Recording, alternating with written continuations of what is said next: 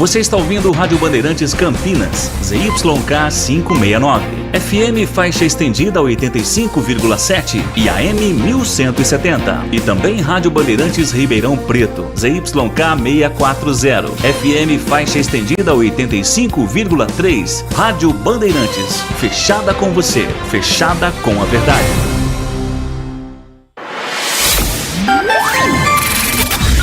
Manhã Bandeirantes. Oferecimento. Recap, Sindicato dos Postos de Combustíveis de Campinas e Região. Acesse recap.org.br.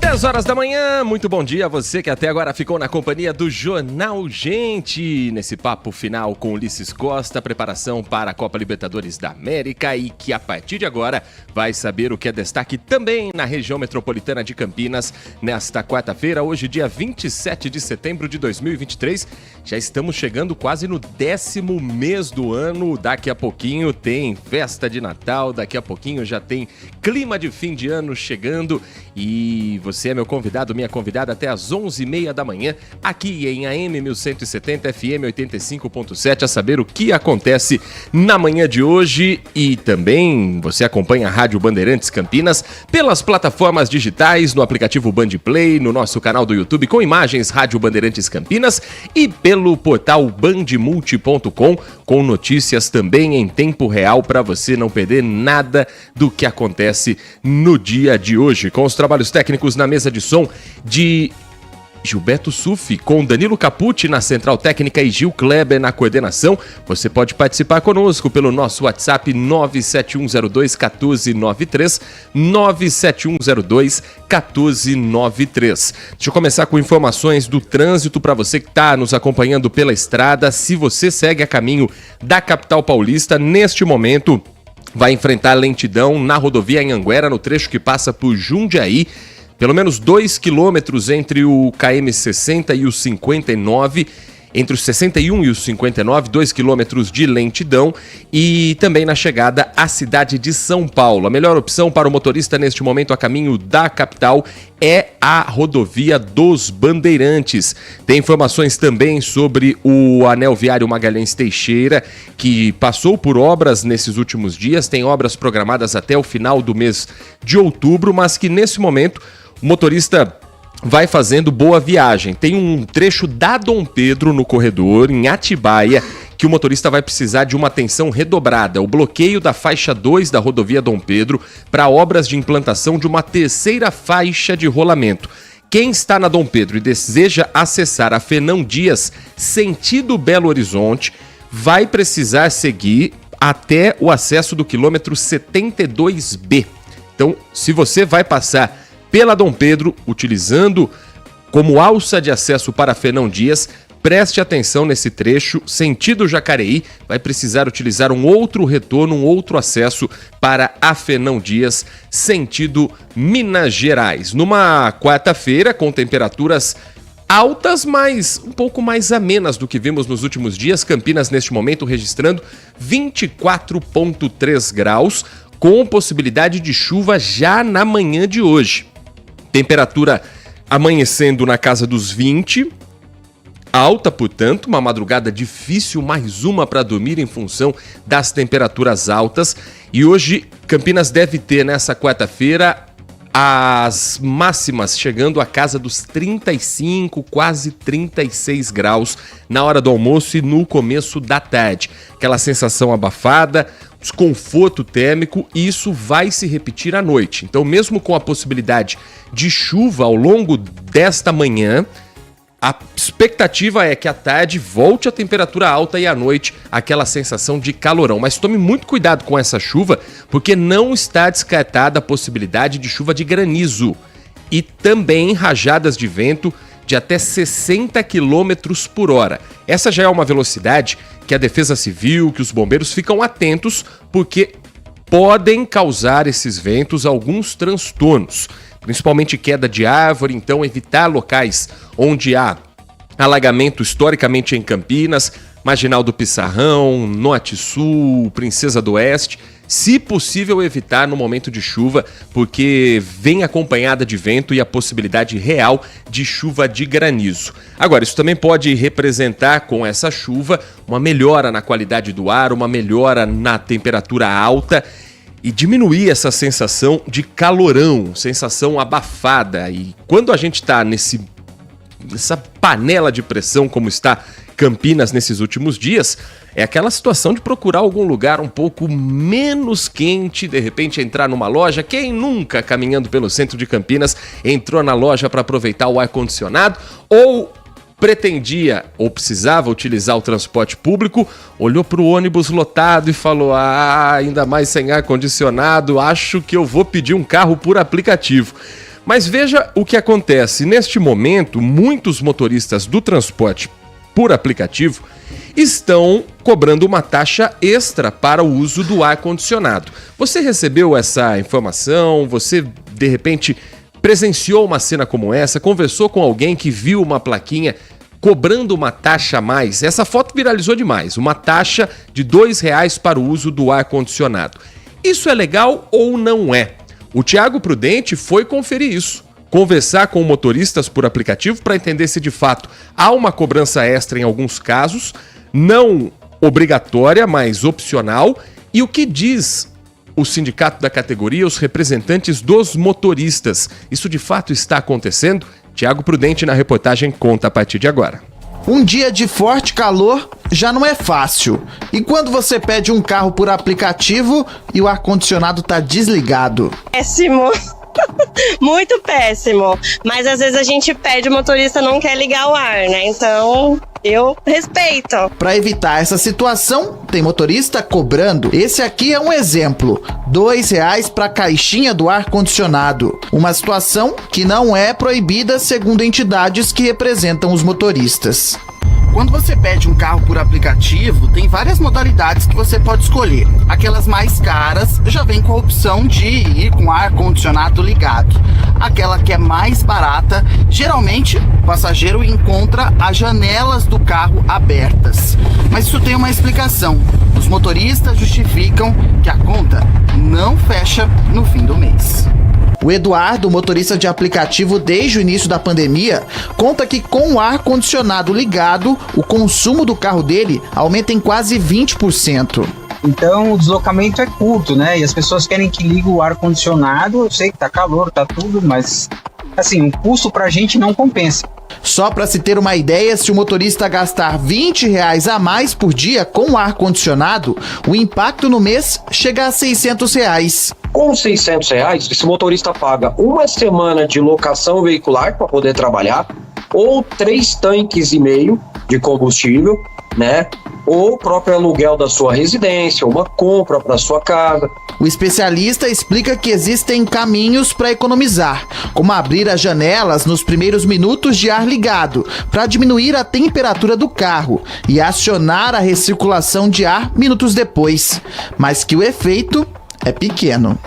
Agora, se a temperatura não estiver tão alta, se estiver mais amena, muitas vezes você usa o ar-condicionado só para manter o vidro fechado, para garantir uma certa segurança enquanto você anda com o carro, você consegue diminuir ali, eu acredito, cerca de 30% desse consumo. Ou seja, em vez dele consumir 10% a mais, ele vai consumir ali 7%, depende do carro, né? Para os motoristas de aplicativo, a solução passa pelo reajuste das tarifas ou a diminuição das taxas dos aplicativos. Enquanto isso, contam com a colaboração e compreensão dos passageiros. A gente solicita para que as empresas, já que se aumentar a tarifa vai cair a demanda, o passageiro vai deixar de usar por causa do aumento da tarifa, então que diminua a taxa cobrada.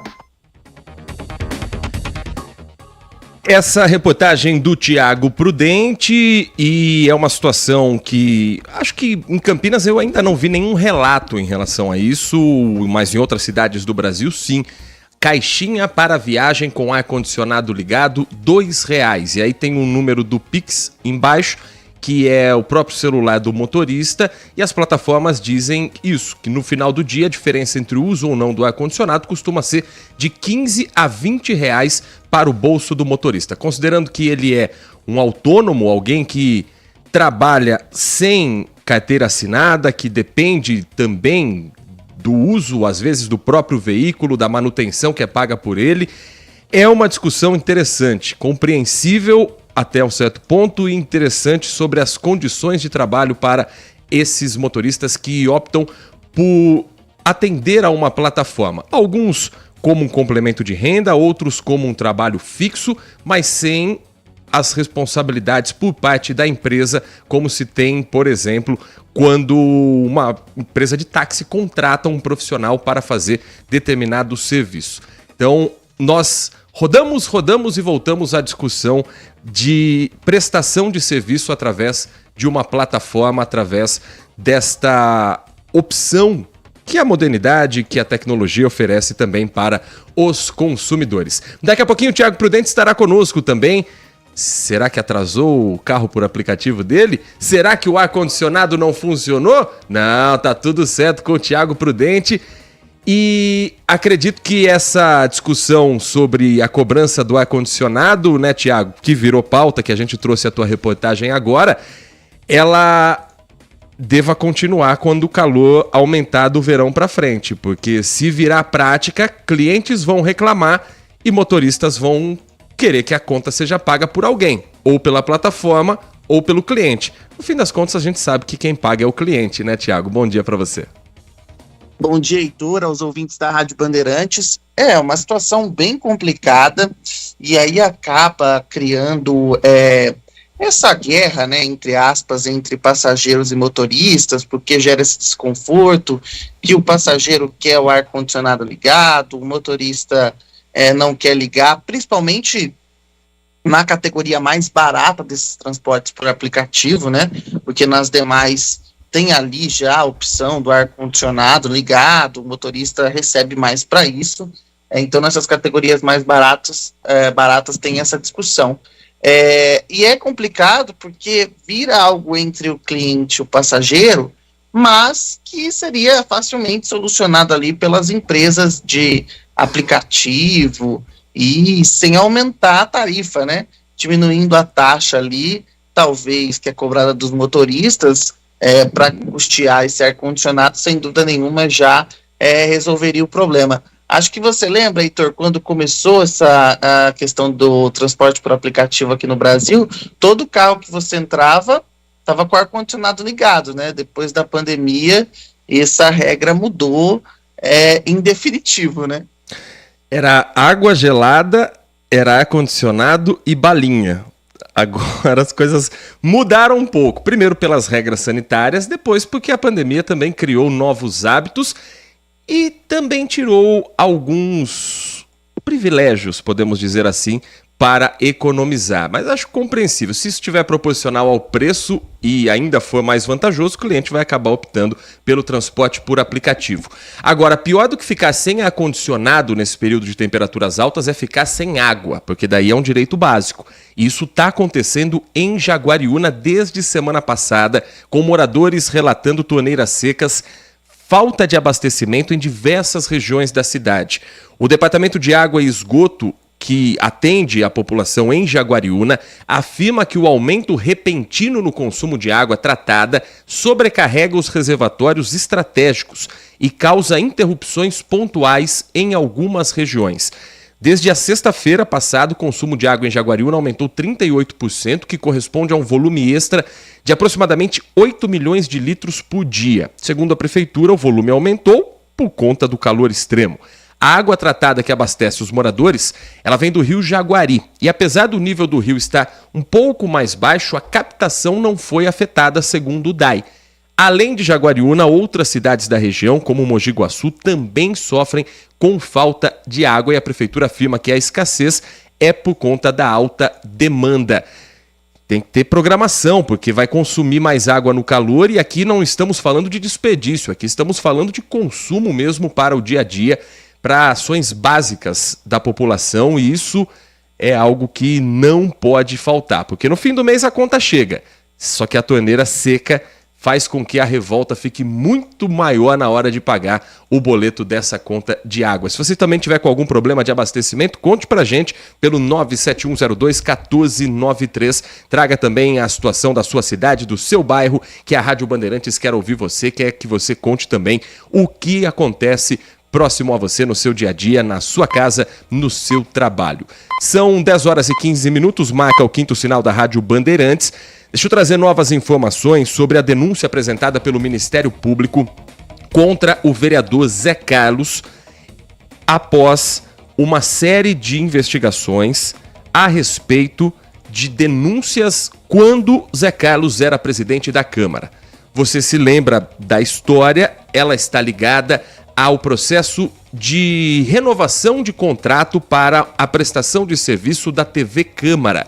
O Everton Ramos foi a fundo entender o que o Ministério Público tem de elementos para oferecer à Justiça essa denúncia e ouviu também o que o vereador Zé Carlos diz através da defesa, através do advogado, além do ex-assessor Rafael Creato, também citado na denúncia. Reportagem de Everton Ramos agora no Manhã Bandeirantes.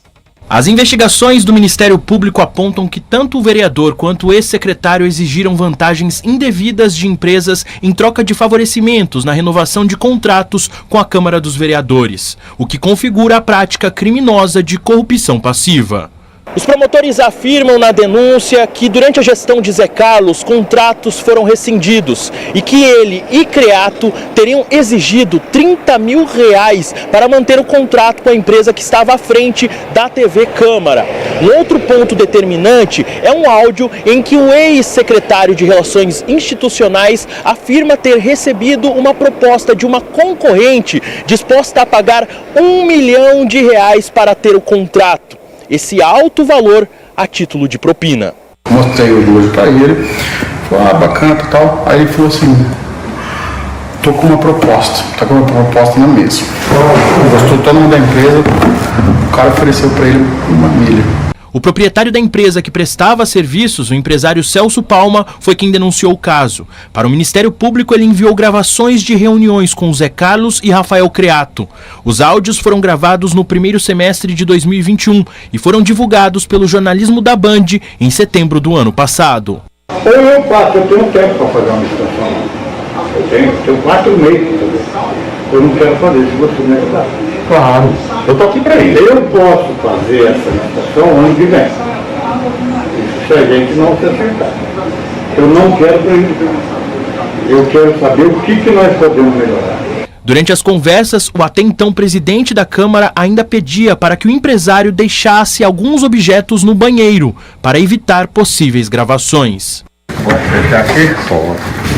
A única coisa que eu quero é que você faça. Tira o seu relógio, tira o celular. Vou deixar o meu aqui também, entendeu?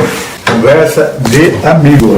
Zé Carlos e Rafael Creato foram alvo de uma operação do GAECO, o Grupo de Atuação Especial de Combate ao Crime Organizado, em 17 de agosto do ano passado.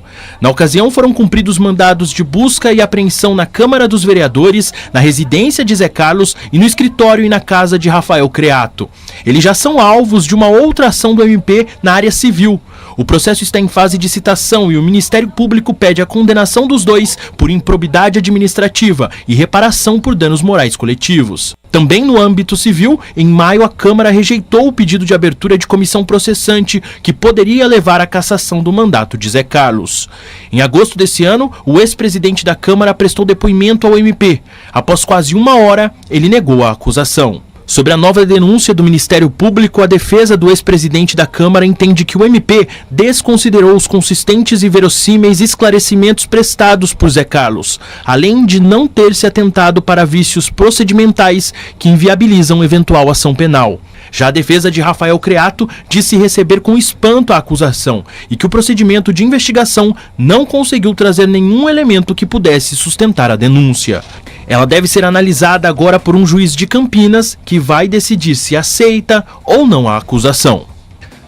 A denúncia do GAECO, Grupo de Atuação Especial de Combate ao Crime Organizado, foi assinada pelos promotores de justiça Daniel Zulian, Rodrigo Lopes, Marcos Rioli, Paulo Guilherme Carolis Lima e Felipe Bertoli. Eles afirmam que os agentes públicos requisitaram R$30 mil para manutenção do ajuste entre a empresa de comunicação e a Câmara Municipal. Segundo os autos, o então secretário, Rafael Creato, disse ao empresário que o vereador já havia recebido uma proposta disposta a pagar a essa empresa concorrente R$1 milhão a título de propina. Não é R$1 milhão pelo contrato, é R$1 milhão para ter o contrato. Ainda de acordo com o GAECO, alguns dos acordos firmados entre Câmara e pessoas jurídicas foram rescindidos quando da mudança na presidência da casa. Durante as investigações, foram autorizadas buscas e apreensões nos gabinetes, nas residências dos denunciados, quebra de sigilo telemático dos envolvidos, e quando se usa o termo telemático é porque não é só por conversa telefônica, é acesso também às conversas de WhatsApp, Telegram, outras plataformas de troca de mensagem, que a gente sabe que é a forma como o brasileiro hoje mais se comunica. Acho que no mundo inteiro é assim. Então não é mais apenas o sigilo telefônico, é o telemático, porque envolve também essa troca de mensagens. O vereador e o ex-assessor dizem que tudo que foi falado nos depoimentos não foi levado em consideração. E é importante deixar claro, Tiago, denúncia do Ministério Público não é julgamento, é acusação. Eles estão apontando para a Justiça que há indícios de corrupção passiva. Crime previsto no Código Penal, artigo 317, que tem pena prevista de 2 a 12 anos de prisão mais multa, e pode ser aumentada em até 1/3 caso o funcionário público aceite favor ou pratique ato em benefício do particular. Isso pode ser também entendido pela Justiça se o Ministério Público conseguir apresentar provas. O vereador Zé Carlos segue como um parlamentar, não mais presidente da Câmara. Ele abriu mão do cargo, mas continua no Legislativo. Deverá estar presente na sessão que acontece hoje à noite, a partir das 18 horas, na Câmara Municipal. Pouco tem citado isso no trabalho legislativo, tem apresentado projetos, tem apresentado discussões, mas não tem falado sobre o assunto, a não ser pelos advogados constituídos, tanto por ele quanto por Rafael Creato. Agora a gente tem que aguardar a Justiça se manifestar, né? Porque é como você disse, a denúncia não é uma condenação, não é isso. O Ministério Público fez a investigação, colheu os elementos e fez uma denúncia à Justiça. Agora cabe ao juiz aceitar ou não essa denúncia. Ele vai avaliar, e se ele entender que há elementos sim para que seja feito um julgamento, ele vai acolher essa denúncia, vai aceitar essa denúncia, e aí sim a gente vai ter início ao julgamento do caso. E aí a gente vai ter ali o Ministério Público fazendo acusação, testemunhas, a defesa se manifestando, todo o processo natural, até sair aí uma primeira sentença, que seria absolvição ou condenação, tanto para Rafael Creato como para o vereador José Carlos. Bom, esse é um procedimento comum da Justiça. Quanto ao impacto político, até havia alguns vereadores que participaram da CPI, que fazem parte, são vereadores independentes, e estão ali, como o vereador Paulo Gaspar, vi também Marcelo Silva, falando sobre a questão do Zé Carlos, sobre essa questão, sobre a denúncia apresentada pelo Ministério Público. A gente tem que esperar hoje para ver qual vai ser a manifestação na Câmara e se vai acontecer alguma manifestação. Uma vez que, quando Zé Carlos foi livrado da CP, a comissão processante, que poderia acabar com a cassação do seu mandato, os elementos já estavam aí. Elementos que estão presentes nessa denúncia e elementos que já estavam presentes naquele momento. Então, mesmo com a denúncia agora, eu acho que o cenário não vai mudar. Talvez algum vereador fale na tribuna sobre a denúncia do vereador Zé Carlos, talvez. Talvez também esse assunto passe batido hoje na Câmara dos Vereadores. Porque o argumento vai ser o mesmo, Heitor, de que o Ministério Público já está investigando, o Ministério Público já fez a denúncia, então cabe ao Ministério Público. E aí vão usar o argumento que, como está na Justiça, agora a Justiça define, e caso haja uma condenação, aí sim a Câmara de Vereadores vai entrar em ação.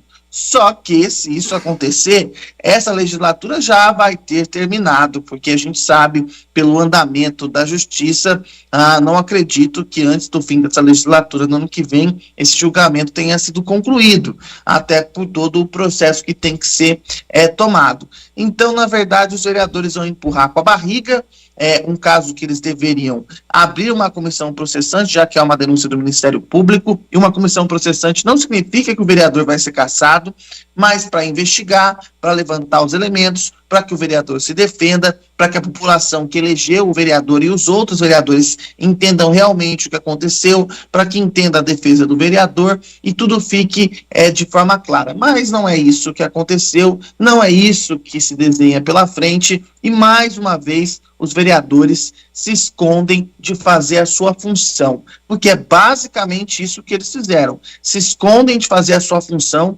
E olha, é claro que não configura crime de prevaricação, porque no caso eles não presenciaram um crime e não fizeram nada, mas se a gente fosse pensar nessa lógica, é basicamente isso, o vereador faz...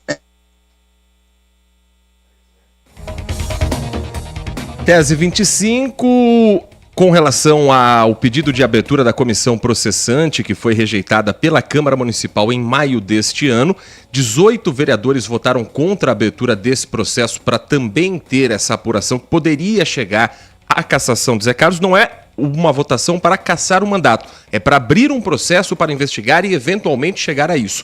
Foram 18 votos contra o relatório que queria a abertura da comissão processante. Nessa ação que foi presidida pelo vereador Paulo Gaspar do Partido Novo, que teve o Major Jaime como relator, ele que é do PP, os dois votaram a favor do relatório, foram 12 votos favoráveis, 18 votos contrários e uma abstenção.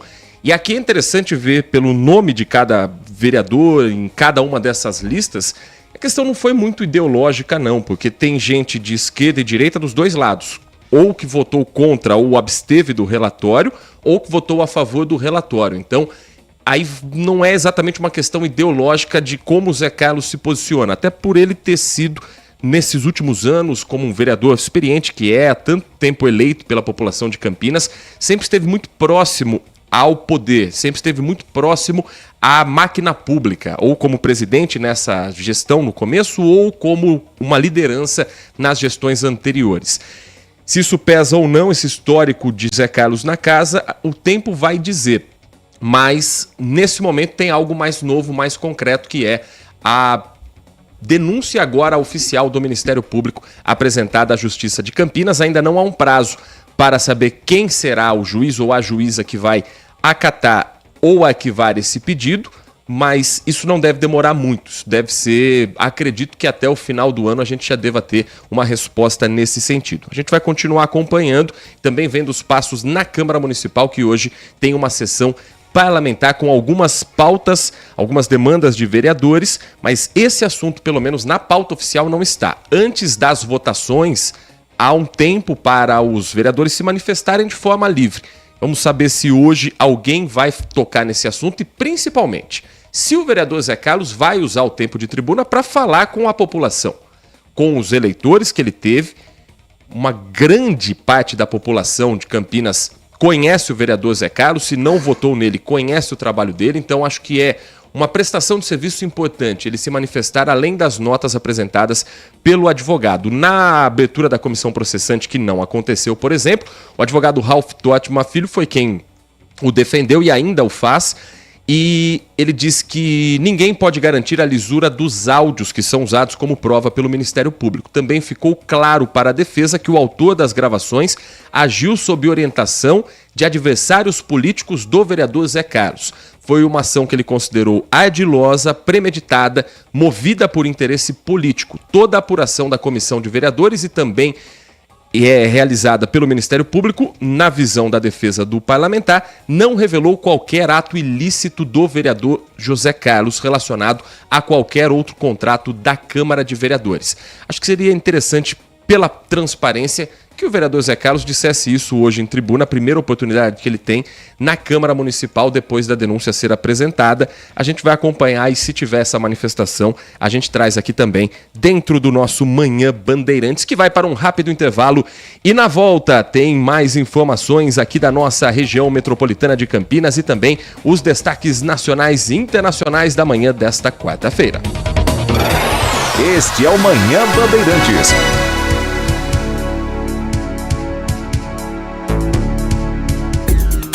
Consumidor, muitas vezes, a qualidade do combustível que você coloca no tanque do seu veículo pode ser tão diferente quanto o preço que você paga por ele.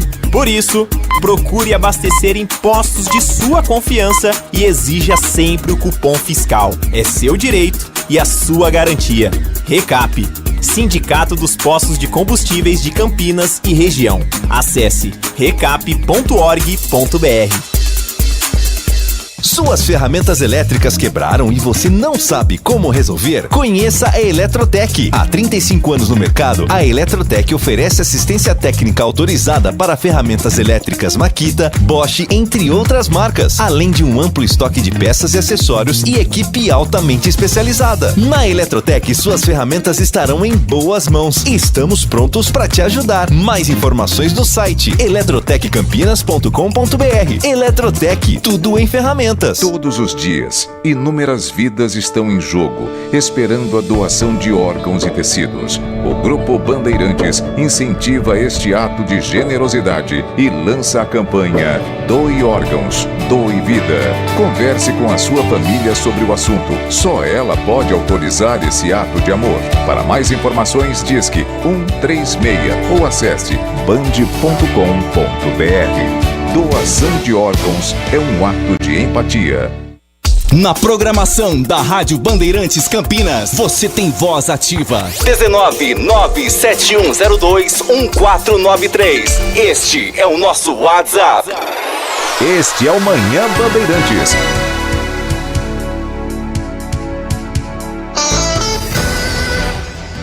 Dez horas 31 minutos. Campinas tem 2 trechos interditados hoje. Na região central da cidade está um deles. E olha, atenção motorista que passa pela rua Dr. César Bierrenbach. A interdição começou às 8h30 da manhã, segue até 12h30. Trecho fechado ao tráfego fica entre a Irmã Serafina e a Coronel Rodovalho. O local recebe manutenção na rede de água.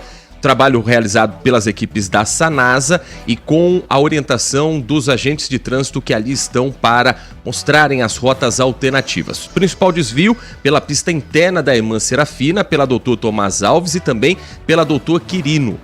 Qualquer dúvida, 118 é o Fale Conosco, o telefone da Indec, para você saber as melhores rotas alternativas. Mas não é o único bloqueio, no Jardim de Anápolis também tem um neste momento. Começou 8 horas da manhã, só que esse segue até o dia 13 de outubro. Então é para planejar mesmo a rota no sentido bairro Centro, entre a Avenida das Amoreiras e a Rua Lusiana, na Rua João Batista Alves da Silva Teles.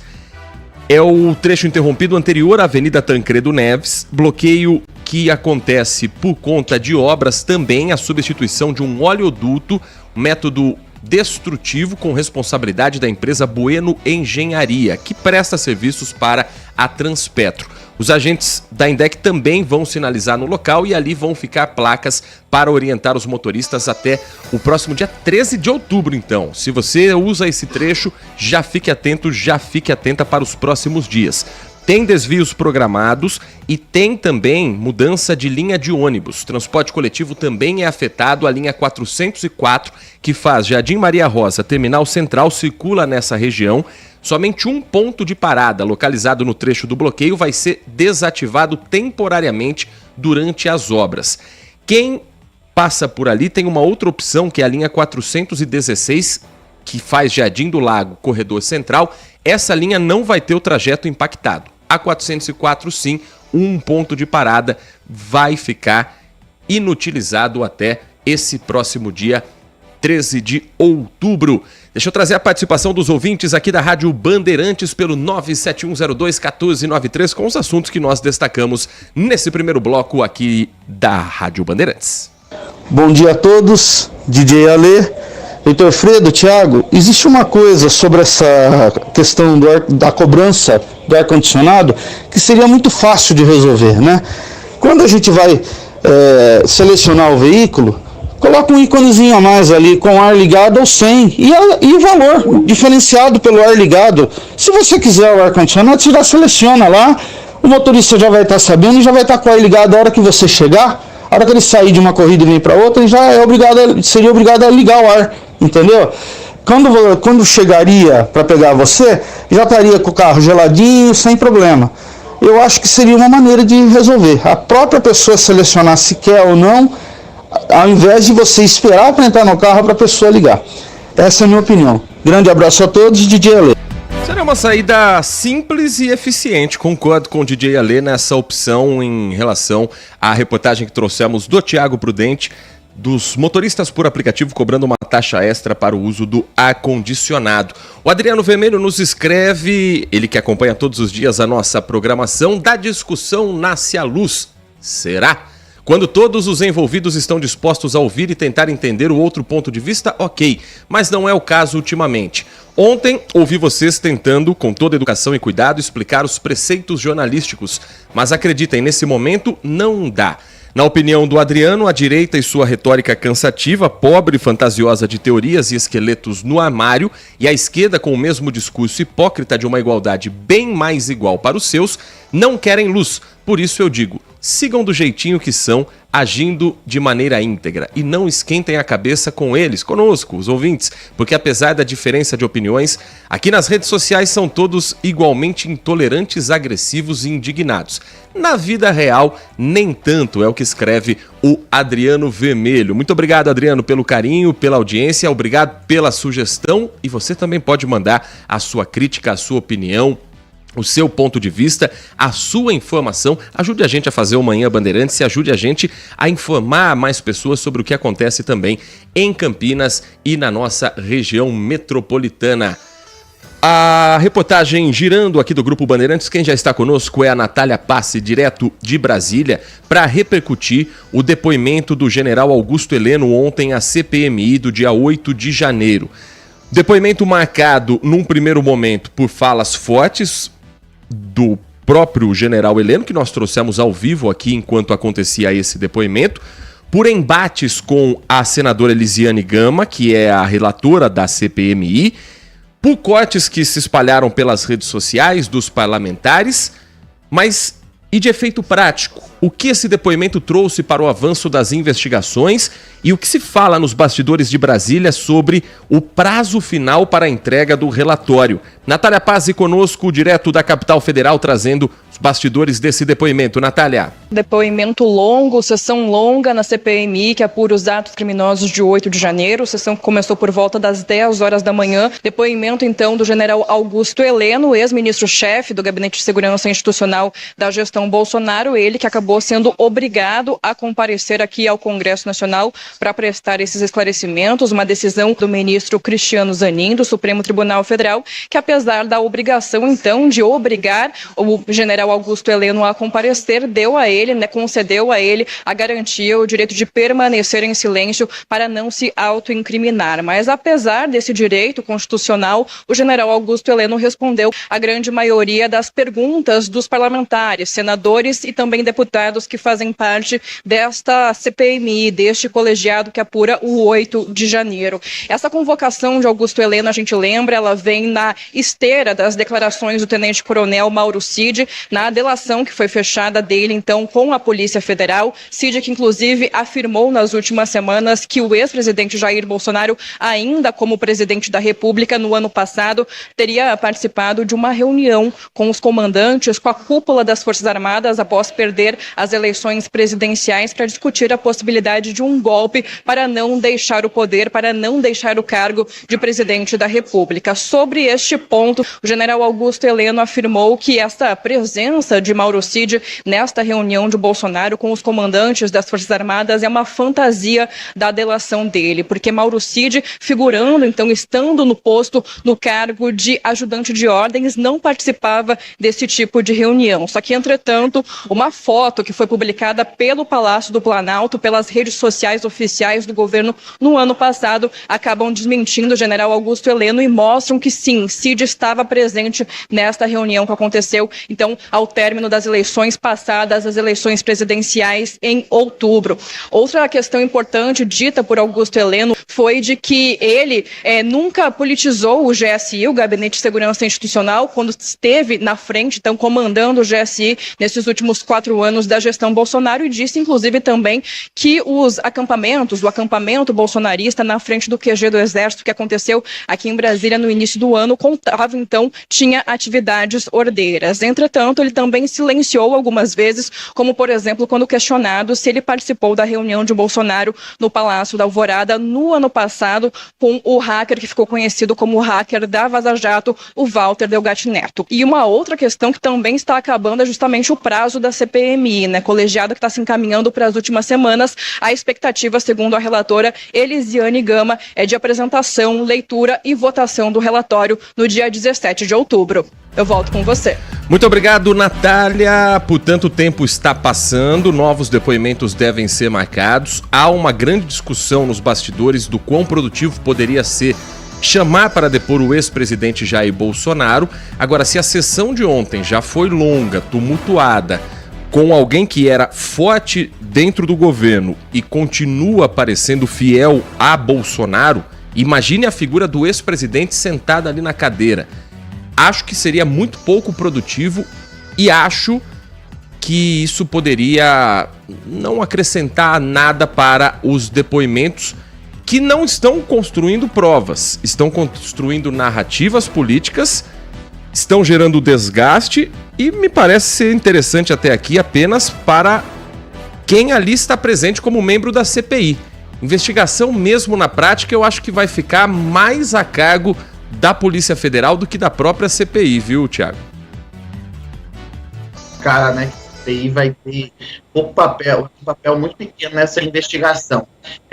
E acho que a convocação do presidente Jair Bolsonaro, acho que é algo que não vai acontecer, acho que é algo muito difícil, até pela repercussão, por toda a questão política que envolve, acho difícil disso acontecer. Mas tudo pode mudar em Brasília rapidamente. Bom, dito isso, a gente teve um depoimento do general Augusto Heleno e me chamou a atenção um detalhe, né? Durante todo o depoimento, ele tenta ali desqualificar a delação de Mauro Cid, que eu acho que esse é o ponto mais importante desse depoimento.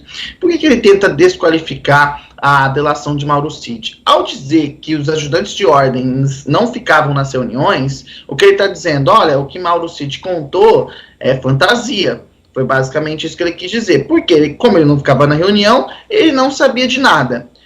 Durante a CPI aparece aquela foto em que mostra que o ajudante de ordens estava na sala, não participava da reunião, mas estava na sala. Aí começou uma discussão, que o termo dessa discussão é idiota, que é basicamente isso, se participava ou não participava. A questão não é se participava ou se não participava, a questão é que a pessoa estava na sala. E quando você está numa sala onde uma reunião está acontecendo, você participando ou não participando da reunião, e o participar significa ter voz ativa, você está lá ouvindo, independentemente disso. E a gente tem que lembrar que em outros casos, caseiros já foram usados como testemunhas, o copeiro, motorista, envolvendo políticos. Então, era uma discussão idiota que estava acontecendo na CPI, o que mostrava o nível do que estava acontecendo ali.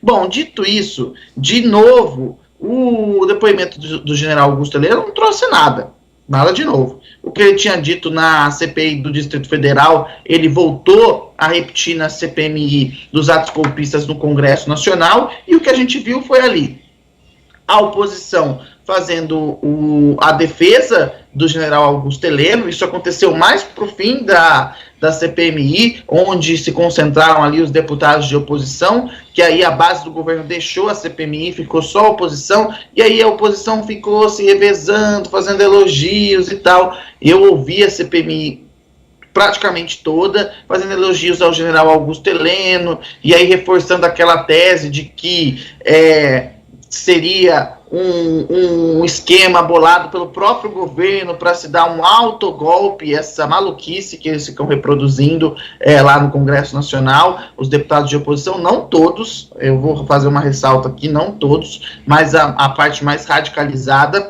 e no começo da CPI foram os membros, e como a base tem maior parte, domina a CPI ali, foram as perguntas em que houve um desconforto, houve até bate-boca, houve alguns momentos em que o general, com a senadora Elisiane Gama, chegou a xingar ali, PQP e outras palavras ali, perdeu um pouco o controle, e a base do governo falava muito sobre a questão do regime militar, porque o general Augusto Heleno foi ajudante de ordens de um dos generais, Silvio Frota, se eu não estou enganado, que tentou dar um golpe dentro do golpe, ou seja, durante o fim da abertura da ditadura militar, quando estava fazendo a abertura, esse general em que Augusto Heleno era ajudante de ordens, uma parte do exército queria que o regime endurecesse, não fizesse a abertura, e o general Augusto Heleno estava ligado a esse grupo. Então, para criar aquela questão de que ele já é um golpista, que já está ali há muito tempo, que as questões de golpe continuavam com ele e tal. Bom, dito isso,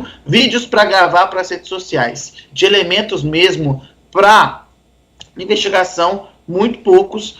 O que chamou a atenção é que em alguns casos ele ficou em silêncio, porque são situações que podem comprometer o general Augusto Heleno, principalmente de reuniões a respeito sobre golpe de Estado e a respeito do hacker da Vaza Jato. Ele optou por ficar em silêncio, então são os pontos que a gente tem que levantar aqui. Dito isso, eu tenho que fazer uma ressalva, uma fala infeliz do senador, infeliz para dizer o mínimo, do senador Flávio Bolsonaro, que comparou o que acontecia com os judeus no Holocausto, durante a Segunda Guerra Mundial, ao que aconteceu às pessoas presas depois dos atos do 8 de janeiro.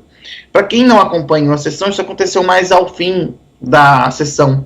Ele disse que as pessoas que foram embarcadas nos ônibus que foram presas depois dos atos criminosos do dia 8 de janeiro, ele comparou aos nazistas levando os judeus para os trens que iam para os campos de concentração para serem exterminados. Uma comparação esdrúxula. Inclusive o Instituto Brasil-Israel manifestou uma nota dizendo que é o seguinte: os judeus não cometeram nenhum crime, estavam sendo levados para a morte. Muito diferente das pessoas que cometeram crimes no dia 8 de janeiro e estavam sendo levadas para a prisão para responder pelos seus crimes dentro do Estado Democrático de Direito. Uma comparação infeliz, não sei o que ele quis comparar, e ainda disse que tinha visitado o Museu do Holocausto em Israel, e que isso, não sei se na cabeça dele isso dá condições dele falar. O mínimo que o senador tinha que fazer hoje era pedir desculpa às famílias das vítimas do Holocausto, porque essa comparação, eu não sei você, Heitor, mas quando eu ouvi essa comparação, achei um negócio absurdo, que é impossível comparar uma coisa com a outra. É a simples banalização de um dos maiores genocídios da nossa história. Acompanhei ao vivo esse depoimento, que inclusive não resultou em nenhuma pergunta. Flávio Bolsonaro, que é senador pelo PL do Rio de Janeiro, ele fez ali um discurso, não questionou o entrevistado, não questionou a testemunha, que era o general Augusto Heleno. E a frase de comparação, assim, resumidamente, foi a seguinte: no Holocausto, os judeus eram colocados num trem com a promessa de que fugiriam do nazismo. Agora, no 8 de janeiro, os patriotas eram colocados dentro de ônibus dizendo que iriam ser levados para suas cidades. Ele está comparando famílias que foram tiradas de suas casas, perderam tudo, perderam parentes, pelo fato de serem judias, com pessoas que foram para um ato golpista, barbarizar, que foram para destruição total e que pagaram por isso, assumiram a consequência disso. Então é uma comparação patética, ridícula, beira o criminoso. Mas, para mim, ela tem uma função: desviar o foco do depoimento. Porque Flávio Bolsonaro, com isso, ele joga a pressão para cima dele, ele coloca nas costas dele uma discussão e tira de General Heleno, que era a testemunha, que era a pessoa questionada, que era do GSI e tinha muito a falar, a repercussão dos atos seguintes. A repercussão, eventualmente, dos atos falhos cometidos pelo General Heleno, a repercussão das contradições que foram vistas durante o depoimento. Então ele joga para ele uma luz de algo que ele já está acostumado a tomar pressão. Inclusive, ele, quando citou que esteve em um campo de concentração, ele disse que teve o prazer de estar em um campo de concentração. Depois corrigiu para a honra, e acho que todos deveriam ter. Não sei se corrigir também não foi o termo. Mas ele utiliza esses termos para dizer que todos deveriam ter essa experiência uma vez na vida para entender como o ser humano pode ser tão malvado e chegar a esse nível de crueldade como foi o nazismo. A comparação ela é patética, mas eu acho que ela é estratégica. Eu acho que era isso que ele queria. Tirar o foco, colocar nas costas dele, numa discussão que muda para a gente falar de nazismo, e aí volta aquela narrativa, nazismo é de esquerda, é de direita, e sai o foco da operação, sai o foco da investigação em si da CPMI. Eu acho que tinha esse caráter, viu, Thiago? Pode ter esse caráter sim, sem dúvida nenhuma. O único detalhe é que eu realmente não vejo a necessidade, se foi dessa função, a necessidade de fazer isso para um depoimento que, se a gente colocar aqui, não trouxe nenhuma novidade. Eu, sinceramente, não vi nenhuma novidade, não fiquei surpreso com o depoimento, não trouxe nada de novo. Então, assim, pode ter sido essa função.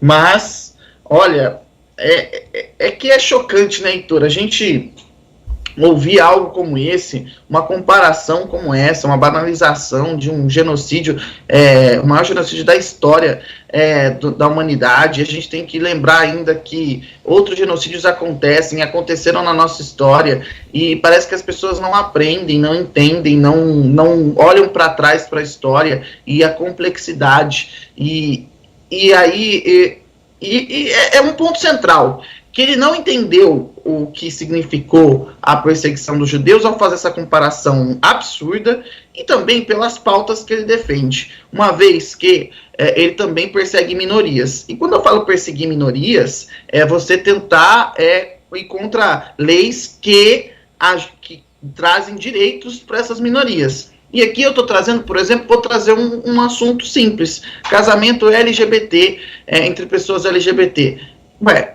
Isso é perseguir uma minoria. Tirar o direito dessa pessoa ter o mesmo direito que as outras é perseguir uma minoria. E aí as pessoas vão falar: nossa, o Thiago está comparando isso com o nazismo. Gente, vamos estudar história. Foram assim que começaram perseguições a minorias. Como acontecem, por exemplo, perseguição de minorias na China, como acontece em perseguição de minorias no Oriente Médio, como acontece em perseguição de minorias na própria Europa, que ninguém fala, que hoje tem uma tensão étnica entre a Armênia e Sérvia. Então, a gente tem que lembrar que essas perseguições continuam a minorias, sejam elas étnicas, sejam elas de orientação sexual, seja a questão, outras questões que são levantadas. Então, a gente não pode tapar o sol com a peneira. O mundo viveu um momento tão difícil na Segunda Guerra Mundial, mas não aprendeu a lição, porque reproduz isso até hoje. E os políticos têm responsabilidade disso quando colocam discursos de retirar direitos de minorias ou de qualquer pessoa. É exatamente isso que eles estão fazendo. Então é muito mais complexo. Eu estou ampliando o assunto aqui porque é um debate importante. Então acho que é um ponto central. Então a gente tem que ficar muito atento a isso, porque o nazismo fica cada dia mais distante, porque o tempo vai passando e as pessoas que vivenciaram isso já faleceram, e essa distância vai fazendo a nossa memória ficar curta, perdão. Então acho que é um ponto importante da gente lembrar. E eu fico muito triste, Heitor, não sei você, porque eu vejo assim que a gente tem uma dificuldade imensa, a sociedade, de aprender com a nossa história. A gente, parece que nos livros de histórias é tudo muito bonito, mas na prática a sociedade tem uma dificuldade de colocar em prática aquilo que escreve nos livros. E o nazismo parece distante, mas se você pensar como história, ele não faz nem 100 anos do fim da Segunda Guerra Mundial, menos de 100 anos de 1945, então ele está muito recente. Agora deixa eu trazer duas opiniões aqui de ouvintes. São opiniões que convergem entre si, que discordam do Thiago a respeito da presença de um militar de baixa patente ou de uma patente inferior a de um general, como é o caso do tenente-coronel Mauro Cid, em reuniões desses líderes das Forças Armadas. O Andy escreve, por exemplo, o Andy final do telefone 7327, ele escreve: eu acho que idiota é pensar que o seu pensamento é o único, Tiago. Vejo bem coerente o que o general disse.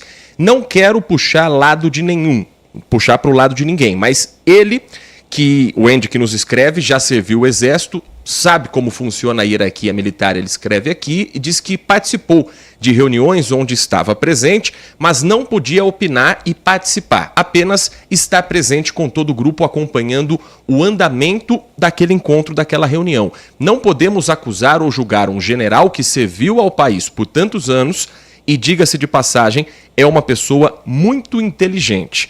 O Edmilson escreve nessa mesma linha dizendo: falo isso com propriedade, você estar presente em uma reunião de alto escalão militar não quer dizer que faça parte da mesa ou algum outro tipo de influência esse militar tenha. A hierarquia militar é uma das coisas mais respeitadas do mundo. Não se dá palpite como se fosse uma reunião de condomínio. Eu concordo com esses dois aspectos e acredito que Mauro Cid, estando numa reunião como aquela, possivelmente não desse nenhum tipo de palpite. O que é importante entender da presença de Mauro Cid nessas reuniões é o que está por trás da delação premiada. Porque o fato de Mauro Cid estar presente na reunião dará a ele ou não a condição de dizer o que foi ali conversado. Então, para a defesa de Bolsonaro, para a defesa de outras pessoas ligadas a esses encontros, dizer que Mauro Cid não participava da reunião, não estava presente fisicamente, é uma estratégia para desqualificar tudo o que for falado ao longo da delação premiada. A foto que aparece com Mauro Cid presente numa reunião de 2019 não é por conta de um possível golpe de Estado num primeiro ano de mandato de Bolsonaro. É para mostrar que há elementos, provas criadas pelo próprio Palácio do Planalto de que Mauro Cid estava ali, no mínimo na condição de alguém que ouvia o que estava acontecendo, para daí, possivelmente, legitimar o que foi falado na delação premiada. Apenas a palavra de Mauro Cid não pode servir como prova numa delação, mas o fato dele estar presente na reunião, mesmo sem ter voz ativa, dá essa condição dele delatar e caminhos para a Polícia Federal encontrar as provas. Esse é o ponto central. Primeiro tentaram tirar ele da sala. Ao colocar na sala, a acusação coloca também ali a certeza de que, bom, se o que ele fala é verdade ou não, a gente não sabe ainda. Mas ele estava presente, ele pode ter ouvido algo. Eu acho que o detalhe, eu concordo com os ouvintes, é que se você acompanhar a sessão, o que eu estou dizendo que é idiota é a discussão sobre a definição de participação. A discussão que era não se Mauro Cid estava na sala ou não, é o que significa participar. Se você acompanhar a sessão toda, tá lá no site da Câmara do Senado, no caso, o Senado que transmite a CPI.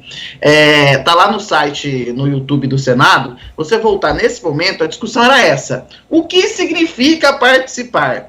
Aí ficava lá, não, mas ele participava. Aí um outro deputado, o general Augusto Heleno, sabe, ele não participava. Aí um deputado ia lá e falava, não, mas ele estava presente. Aí o general Augusto Heleno, mas não participava.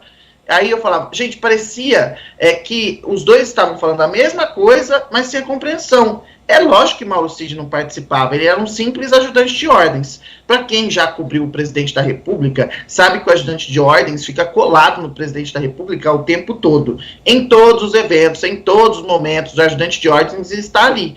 E é claro que ele não participa, que ele não tem voz ativa. Participar do falar na reunião, mas ele está com o presidente. Como um garçom do Palácio do Planalto, um copeiro do Palácio do Planalto, que entra na reunião e às vezes fica na reunião. Ele não vai participar da reunião, porque não é a função dele, mas ele está lá, ele é testemunha. O que eu estou dizendo aqui é que o general Augusto Heleno, ao dizer que ele não participava, estava tentando tirar a figura de Mauro Cid de dentro das reuniões. É uma questão jurídica. É por isso que a gente tem que ficar atento. O que ele está tentando dizer, Mauro Cid não estava nas reuniões. Quando vem a foto, ele é desmentido, porque diz, Mauro Cid estava na reunião. Ele pode não ter participado, pode não ter voz ativa, mas ele estava sentado, inclusive fora da mesa, de onde a discussão acontece, mas estava lá. Por quê? Porque ele é o ajudante de ordens da presidência da República e qualquer coisa que o presidente precisar, ele vai ser acionado.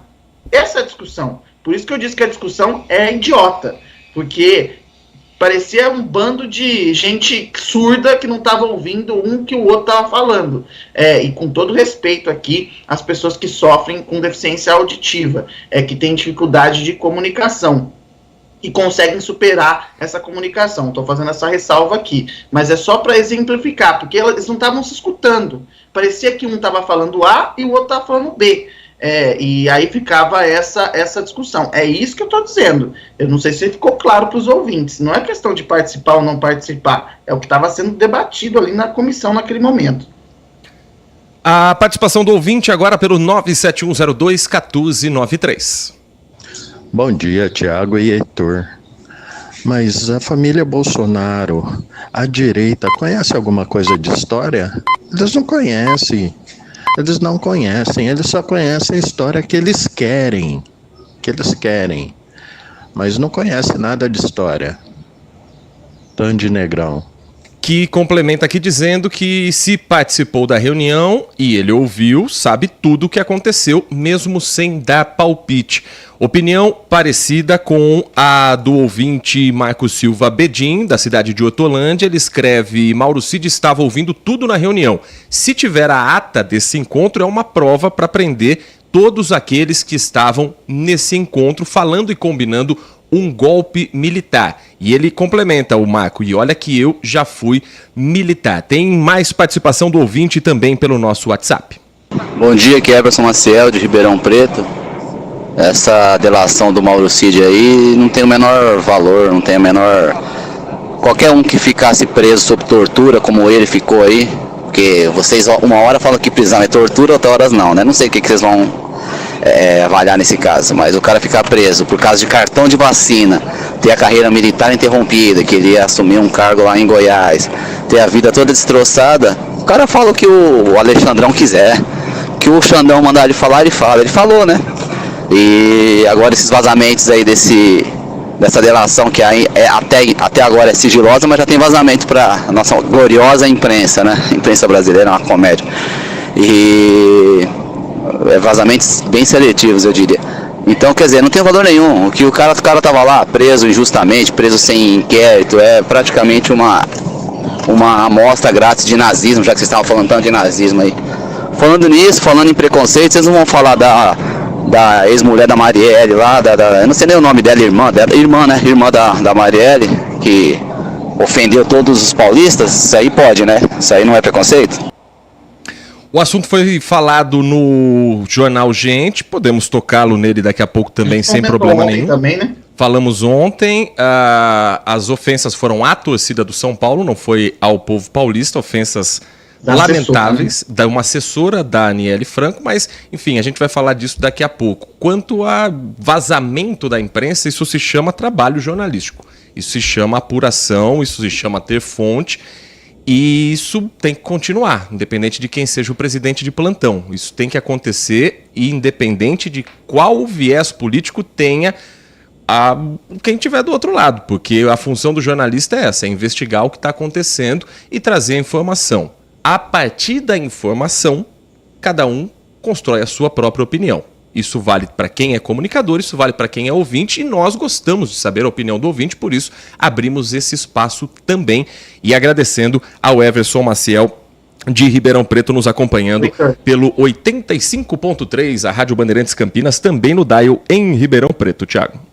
Não, a gente estava comentando ontem aqui no programa sobre a questão que os ouvintes estavam questionando, que a imprensa não repercute as falas do Lula. Enquanto a gente estava falando sobre isso, teve conversa com o presidente ontem, né? E o Lula fez uma fala capacitista, que repercutiu durante todo o dia na imprensa.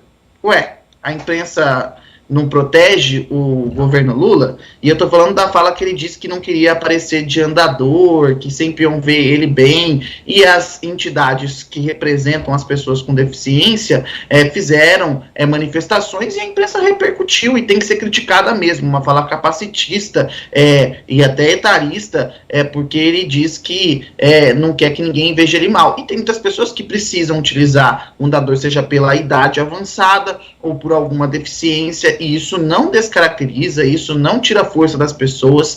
Então, aqui a crítica também à fala do presidente, que foi capacitista, e que foi repercutida ontem pela imprensa toda. No site de notícia que você abria, estava lá essa fala do presidente Lula. Então, a gente tem que parar com esse negócio de perseguição de um lado, perseguição do outro, que realmente nem sempre é o que eu digo. Eu tenho uma pessoa, um colega aí que é bolsonarista, e aí ele fica me mandando notícias. E é muito engraçado, quando a notícia contribui com a narrativa dele, publicado pela chamada grande imprensa, aí ele me manda os links da grande imprensa. Quando não ele me manda uns links que eu nunca vi na minha vida de alguns veículos.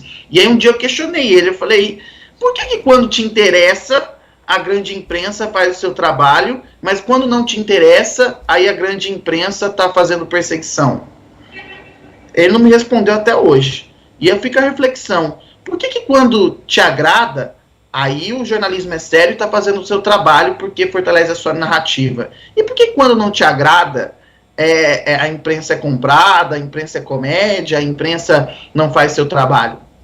Tem que parar para refletir sobre isso, porque é de uma falta de coerência, o nome da palavra é essa, coerência. E quanto à questão aqui de processo legal, eu sou a pessoa mais caxias quanto isso e defendo isso aqui o tempo todo aqui sobre a questão da questão de seguir o devido processo legal, seja para Mauro Cid, seja para a esquerda, seja para a direita, seja para o centro, e ressaltei que a delação do Mauro Cid só vai ter validade se tiver prova. Se não tiver prova, não vale de nada, é só uma fala como se fosse no boteco da esquina. E para quem não acompanhou mais cedo a programação da Rádio Bandeirantes, a informação da assessora de Aniele Franco, que foi exonerada do Ministério da Igualdade Racial após uma postagem sobre a torcida do São Paulo durante a final da Copa do Brasil entre São Paulo e Flamengo no Morumbi. A ministra da Igualdade Racial, Aniele Franco, exonerou a assessora Marcele Decoté da Silva, que ofendeu em uma publicação nas redes sociais a torcida são paulina, dizendo que ali estavam apenas... A frase é a seguinte: descendente de europeu safade, usando um pronome neutro. Pior de tudo, pauliste, se referindo à torcida do São Paulo, formada, na visão dela, do ângulo em que ela estava dentro de um camarote, majoritariamente por pessoas brancas. Lembrando que o São Paulo está sendo chamado como o clube mais democrático do Brasil por estar com uma política de preços mais baratos de ingresso. O que não aconteceu na final da Copa do Brasil, que o ingresso médio estava ali na casa dos R$400. Então, havia uma elitização, sim, na presença do torcedor no estádio do Morumbi. Muita gente que fez sacrifícios econômicos, financeiros para estar presente, realização de um sonho, conquistar um título. Isso, para quem é torcedor, é algo marcado para a vida toda. E ela, que estava ali na condição de uma pessoa pública, assessora que acompanhou a ministra num voo da FAB para São Paulo, as duas são flamenguistas, mas estariam ali numa missão oficial de governo, elas foram muito criticadas, duramente apontadas como utilizando o poder público para questões pessoais, mas o desfecho da história é esse, o pedido de exoneração da assessora de Aniele Franco, esse fato que vem repercutindo também em todo o país. Só para completar essa história, Thiago, a gente vive numa geração de bolhas, e geração não é só a mais nova, não. A gente está numa era de bolhas. Então, nas nossas redes sociais, a gente procura informações que agradam aquilo que a gente pensa. A função do jornalismo é falar além da bolha. Trazer informação e, a partir da informação, você, ouvinte, gerar a sua opinião. Nós não temos a pretensão de criar opinião para ninguém. Eu acho até que o termo formador de opinião já caiu há muito tempo. Hoje todo mundo forma opinião com a sua rede social. Hoje todo mundo tem voz ativa. Então o que a gente traz é o fato. E a partir do fato faz uma análise. Se ela é favorável ou não ao que você pensa, contrária ou não ao que você pensa, a gente está aqui para ouvir o que você pensa. Então esse é o ponto que a gente traz sempre no Manhã Bandeirantes. Tomara que a gente passe essa discussão, porque também já está bem chato isso, viu, Thiago? Tomara, né, que ultrapasse, a gente consiga avançar nesse ponto. Sobre a questão da assessora Daniele, eu até comentei ontem que teria que ser aberta uma investigação e ela já foi exonerada. Foi exonerada pelo sentido para salvar a ministra, a gente tem que deixar isso muito claro. Você entrega uma cabeça para salvar outra. Essa foi politicamente foi isso que foi feita uma força-tarefa ali e falou, precisa entregar a cabeça da assessora para salvar a ministra Aniele Franco. Então foi isso que foi feito, não tem explicação, foi uma decisão política naquele momento. A postagem da assessora tem que ser condenada de total força e veemência, não há questionamento sobre o que a assessora fez, não há justificativa, ainda mais alguém que exerce um cargo público. Se ela não exercesse um cargo público, trabalhasse numa empresa privada, quem se sentisse ofendido poderia processar ela na justiça, sem dúvida nenhuma. Mas, no caso, ela exerce uma função pública, alguém que fala sobre políticas públicas de igualdade racial, não tem justificativa. Um erro lamentável e que acabou com a demissão da assessora. Quanto ao uso de jatos da FAB, esse é um problema antigo no nosso país e que isso precisa ser revisto. É preciso criar uma regulamentação para esses jatos, do uso desses jatos da FAB.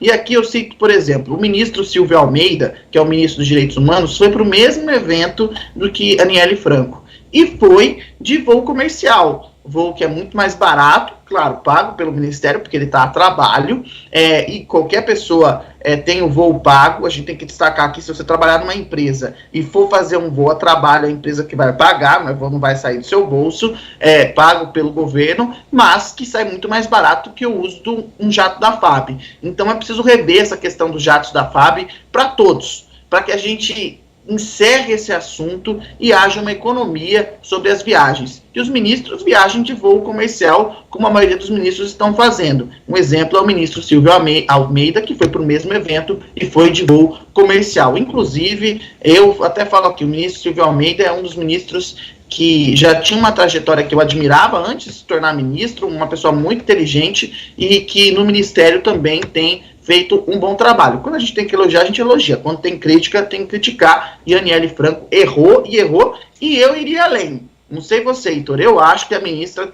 teria que entregar o cargo, porque para um Ministério de Igualdade Racial, o erro da assessora, e a assessora está próxima a ela, então não faz nada sem a anuência da ministra, é um erro muito grave na minha visão.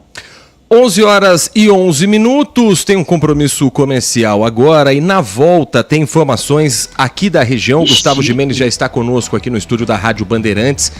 Olha, duas histórias aqui que vão chamar muito atenção. Uma delas, uma ocorrência de assalto envolvendo um policial militar com divulgação hoje das imagens de câmeras de monitoramento. Um soldado que passava por um local presenciou uma cena em TV e você vai saber que cena foi essa e o que aconteceu. Heitor. Diga. Heitor, o Gustavo tá aí já? Gustavo já está aqui. Gustavo, você já tinha ouvido o Heitor Fredo falar compromisso comercial? Você viu que pessoa chique, né? Em vez de um pequeno intervalo? Eu fiquei pensando nisso, eu pensei que fosse alguma coisa específica, né? Mas é um intervalo. Eu sou um lorde. Renovando sempre o... Um verdadeiro lorde do Rádio Campineiro. Mas o segundo assunto, Thiago, presta atenção nessa história. Um parto foi registrado em Campinas, dentro de um supermercado. Mulher deu à luz, corpo de bombeiros foi acionado e o bebê nasceu ali mesmo. Gustavo vai contar isso logo depois do que, Thiago? Do compromisso comercial. A gente volta já. Você está ouvindo Manhã Bandeirantes. Oferecimento. Recap, Sindicato dos Postos de Combustíveis de Campinas e Região. Acesse recap.org.br. Suas ferramentas elétricas quebraram e você não sabe como resolver? Conheça a Eletrotec. Há 35 anos no mercado, a Eletrotec oferece assistência técnica autorizada para ferramentas elétricas Makita, Bosch, entre outras marcas, além de um amplo estoque de peças e acessórios e equipe altamente especializada. Na Eletrotec, suas ferramentas estarão em boas mãos e estamos prontos para te ajudar. Mais informações no site eletroteccampinas.com.br. Eletrotec, tudo em ferramentas. Consumidor, muitas vezes, a qualidade do combustível que você coloca no tanque do seu veículo pode ser tão diferente quanto o preço que você paga por ele. Por isso, procure abastecer em postos de sua confiança e exija sempre o cupom fiscal. É seu direito e a sua garantia. Recap, Sindicato dos Postos de Combustíveis de Campinas e Região. Acesse recap.org.br. No YouTube da Rádio Bandeirantes Campinas, você fica por dentro de tudo o que acontece em nossos estúdios, além de conferir nossas transmissões ao vivo de jornalismo e esporte. E você ainda pode conferir nossos podcasts. Vai lá, se inscreve no nosso canal e não esqueça de ativar o sininho. youtube.com/Rádio Bandeirantes Campinas. Este é o Manhã Bandeirantes.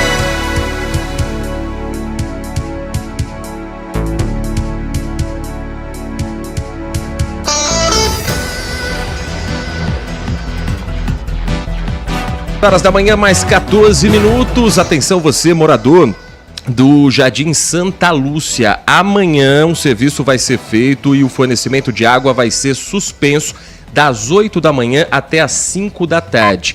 A Sanasa vai realizar uma obra de interligação da nova rede de água ali do Jardim Santa Lúcia. Então a orientação para quem tem imóveis localizados ali entre a Avenida Presidente Juscelino, a Rui Rodrigues, a Rua João Moreno, a Poços de Caldas, é que economize ao máximo água hoje para deixar a caixa d'água cheia e amanhã não sofrer com a falta do abastecimento. 11 horas e 15 minutos, eu tô curioso para saber essa história.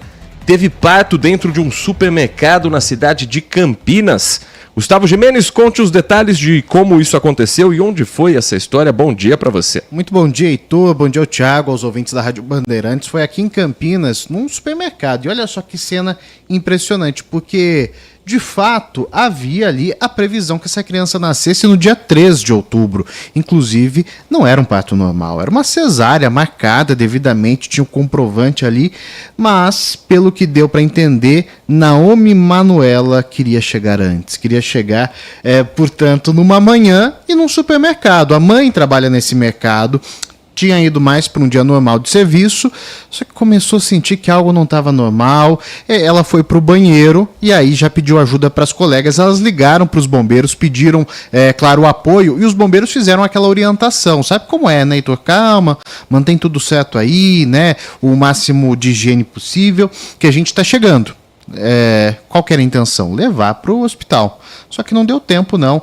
Os bombeiros acabaram fazendo o parto ali mesmo no local. Essa criança nasceu bem. A mãe também foi encaminhada junto com a criança para o hospital e elas passam bem, notícia boa, né? Mas o engraçado é o pai. Ele até comentou que em determinado momento ele estava em casa ali, tranquilo, quando recebeu o chamado, falou assim, olha, sua filha tá nascendo. Ele falou, mas espera lá, vai nascer só no dia 3, né? O que tá acontecendo? Mas é aquilo, né? Tem coisa que por mais que a gente marque, acontece antes. A gente vai trazer essa história, inclusive com imagens pro pessoal de casa, até acompanhar um pouquinho como que foi o nascimento da garotinha Naomi Manuela aqui em Campinas, em um supermercado. Imagina só, Heitor, será que a criança já nasce com aquela vontade de frequentar mercado? Porque eu acho uma coisa tão chata, né? Ou ela já não vai gostar, vai ficar aquela reticência de ir para o supermercado. Enfim, de toda forma, mais uma vida aqui que chega em Campinas e dessa vez no mercado. A cidade de Campinas registrou um assalto, ou pelo menos uma tentativa, num cruzamento importante da Avenida Orozimbo Maia com a Avenida Brasil. 2 criminosos armados querendo roubar uma moto, até que um soldado da Polícia Militar passa pelo local. Conta pra gente detalhes a partir disso do que acontece, Gustavo. Exatamente, Heitor. Tudo registrado por câmeras de monitoramento e a gente vai mostrar pro pessoal de casa também essas imagens. E olha só que interessante, porque quando você vê essa ação, 2 adolescentes estão ali conversando, numa conversa ali até que para uma motocicleta nesse semáforo. Eles vão em direção à moto, né? É até importante a gente ter noção de como eles agem. Um vai por trás, outro vai pela frente, dando a impressão que vão só passar, mas aí eles abordam. Eles estão com uma arma, uma réplica de arma de fogo, fazem a abordagem, só que em determinado momento a gente vê que um carro está ali, esse carro avança o sinal. Um outro carro está mais atrás e não. Esse carro fica parado, não avança. Fica uma expectativa ali, até que em determinado momento sai de dentro do veículo um homem. Esse homem é da Polícia Militar, está com a arma em punho. Ele faz ali sim a outra abordagem e os adolescentes acabam indo para o chão. Um ali na faixa, outro no canteiro central. Vão para o chão por ordem, de fato, ali do policial militar. Acontece, portanto, a detenção, a apreensão desses 2 garotos, eles que são levados ao 1º distrito policial aqui da cidade. Portanto, a gente acompanha ali uma cena que era para ser de detenção de roubo, mais um policial militar de folga, né? Ele não estava em serviço, não sei se ficou claro na minha descrição aqui porque está sem o vídeo, né? Mas ele estava fora de serviço.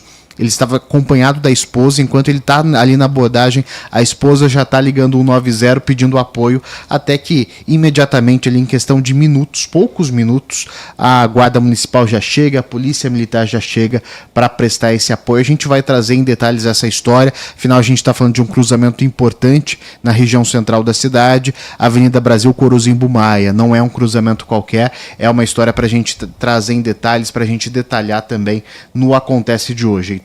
Um outro assunto que também sempre é importante ser lembrado é a vacinação em Campinas. O Acontece vai falar sobre isso também hoje, né, Gustavo? Exato, Heitor, mesmo porque neste momento na Prefeitura de Campinas está sendo realizada uma entrevista coletiva para detalhar como vai ser a campanha de multivacinação. Inclusive, eu digo isso que a gente não tem tantos os detalhes. A prefeitura não fez um mega suspense, mas falou, olha, a gente vai detalhar tudo amanhã e é isso que está sendo feito neste momento, trazendo todos os detalhes que a gente vai compartilhar com o pessoal de casa. Também não acontece, até porque isso foi uma coisa que eu cobrava bastante no Bora São Paulo e cobrava também, e tenho cobrado aqui no Acontece, que é um posicionamento por parte do poder público, Heitor. Se o pessoal de casa não está vacinando, é porque tem algo de errado. A gente está fazendo nosso trabalho e, claro, se a gente puder melhorar, de conversar mais com as pessoas, de incentivar a vacinar, a gente faz. Mas eu acredito que esteja faltando uma campanha para conscientizar de fato a população. Isso não só para a prefeitura, vale para o estado, vale para o governo federal. Como fazer com que a mãe volte a levar o filho para vacinar, com que o idoso volte a tomar vacina, enfim, com que os mais diversos públicos tomem. Eu acredito que precisa de uma campanha que vai além do nosso trabalho jornalístico, vai para a publicidade também, entre outros tantos fatores. A gente precisa incentivar e voltar a fazer do Brasil uma referência em vacinação, Heitor.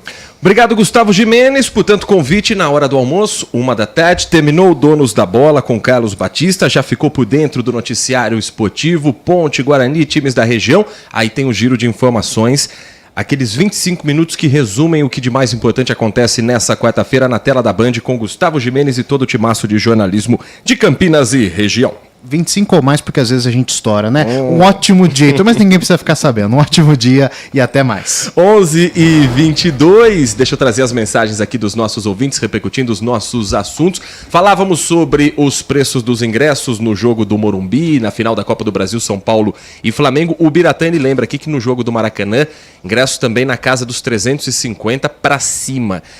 A diferença é que o Flamengo, o Palmeiras, o Corinthians, eles têm elitizado esse ingresso já para campeonato todo. O São Paulo tem colocado o ingresso mais barato e elitizou na final. Mas é uma pena, é lamentável. O afastamento do torcedor que sempre acompanhou o time no estádio é realidade das novas arenas e, infelizmente, os dirigentes não parecem preocupados com isso. A Leila Pereira falou agora há pouco na Rádio Bandeirantes, como é que fecha a conta? Como se ela não fosse patrocinadora e tivesse também o dinheiro dela investido sem reajuste há alguns anos já pela camisa do clube. Heitor, diga. Quanto que paga mais? Eu sei que você está sempre lá no Allianz Parque. Já estive mais. Quanto está em média o ingresso do Allianz Parque? Quando as pessoas conseguem comprar, né? Se a pessoa é sócia torcedora, se ela tem o plano Avante, ela paga uma mensalidade que é no mínimo ali de R$ 49,90 por mês para ter direito a pagar metade do ingresso em alguns setores mais baratos ou 25% nos setores mais caros. Se você quiser hoje ir num jogo do Palmeiras, Campeonato Brasileiro normal, o mais barato sem ser sócio, você vai pagar pelo menos 100, 120 reais para o setor onde ficam as organizadas. Para os outros setores, 130, 140 reais. Isso só de ingresso. Porque aí você tem o deslocamento, aí você tem o consumo, aí você tem transporte público ou particular, enfim. É caro, é um rolê caro hoje em dia assistir um jogo dos times que tem essa arena, que tem esse luxo por um lado e oferecer algo bom por um lado, mas por outro também enfiar a faca no torcedor que escolhe ou usa o dinheiro para outras ações durante o mês ou escolhe torcer para o time dele dentro do estádio.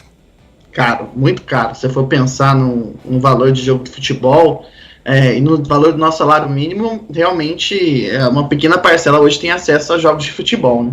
O Marco Silva Bedin escreve: desculpe, mas o São Paulo é conhecido, na visão dele, como um time mais elitista. Acho até que a ministra está certa em ser exonerada. Tem um pouco de razão no que falou como torcedora, mas o time citado, na visão dele, é o da burguesia de São Paulo. Essa imagem eu acho que já passou, viu, Marco? Principalmente depois dos anos 90, São Paulo se tornou um clube muito popular e em várias camadas da sociedade. E hoje é o que mais dá acesso entre os três da capital paulista ao seu torcedor, que tem menos grana para também estar ali presente. Vamos ver as opiniões dos ouvintes sobre outros assuntos também pelo 97102-1493. Daquela dupla barrinha para baixo, Giba.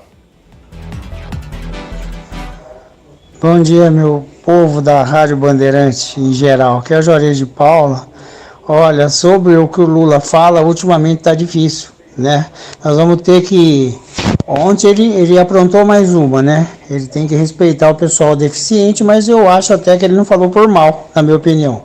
Mas vamos aproveitar essa cirurgia que ele vai fazer aí para recuperar ele e aproveitar e falar pro médico cortar um pedaço da língua dele, que assim o país anda e ele para com essas mentiras, com todas as palhaçadas que ele tá fazendo. Fica com Deus aí, Jorge de Paula. Próxima mensagem aqui nessa reta final de Manhã Bandeirantes. Bom dia a todos, DJ Alê. Eu queria, Thiago e Heitor, fazer uma pergunta que seria crucial desse negócio do Mauro Cid, para a gente, povo, entender. O povo, o cara era ajudante de ordens, tipo um office boy, carregava pasta, celular, essas coisas. Esse cara está numa reunião federal, dentro de uma reunião federal e delatando o que estava acontecendo. A minha pergunta é, cadê o sigilo que deveria essas pessoas terem mantidos? Isso não é ilegal de fazer? Não é uma coisa ilegal justamente pelo Mauro Cid ser o ajudante de ordens? Ele não deveria de assinar algum tipo de confidencialidade, alguma coisa parecida? Essa é a minha dúvida. E é parecida com o que escreve o Edmilson. Ele diz: brincadeira à parte, o Gil Kleber, olha aqui, nosso colega sendo citado, está presente aí no programa de vocês, mas não participa. Se vocês falarem alguma coisa fora do contexto, vamos processar o Gil Kleber. Olha, é o seguinte, o ajudante de ordens é mais do que um office boy, ele é quase um braço direito do presidente da República. Mauro Cid é tenente-coronel das Forças Armadas. O que é discutido ali de interesse nacional tem que ser mantido em confidencialidade, em segredo. Golpe de Estado é crime.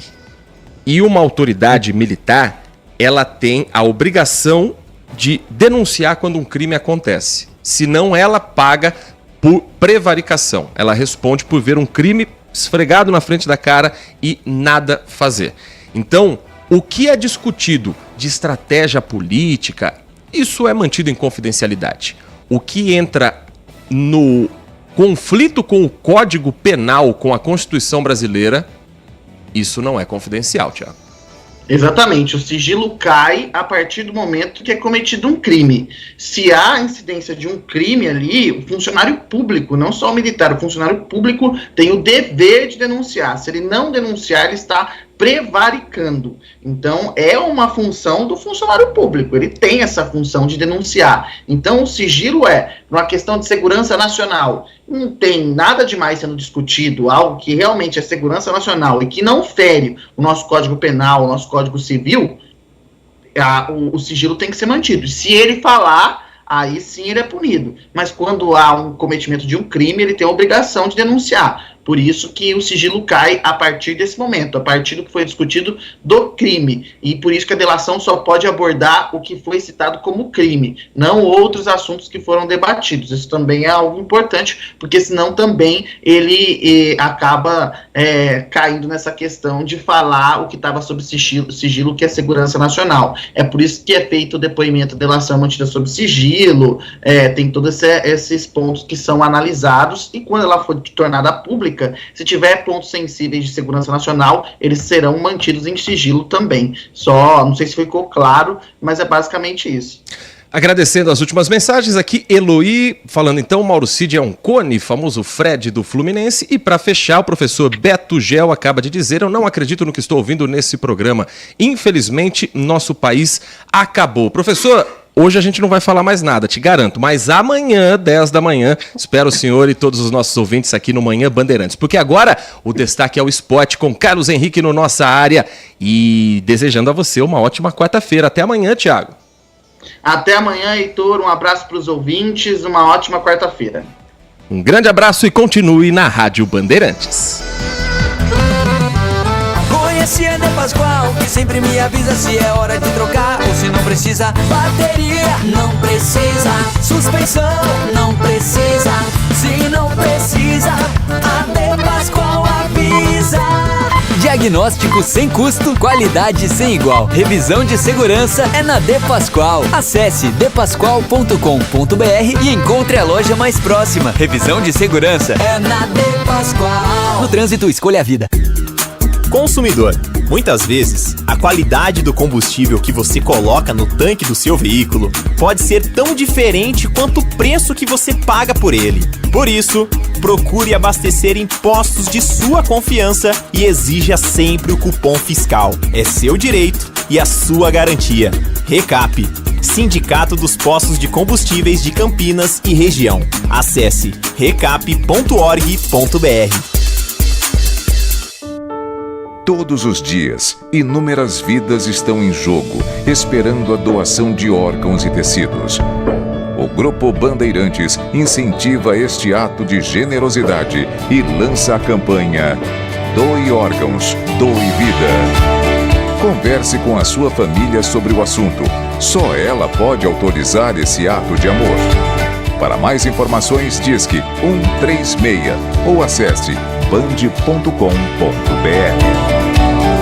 Doação de órgãos é um ato de empatia. Doe Órgãos, Doe Vida.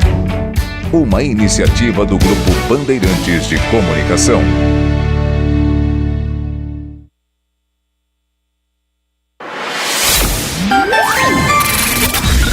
Manhã Bandeirantes.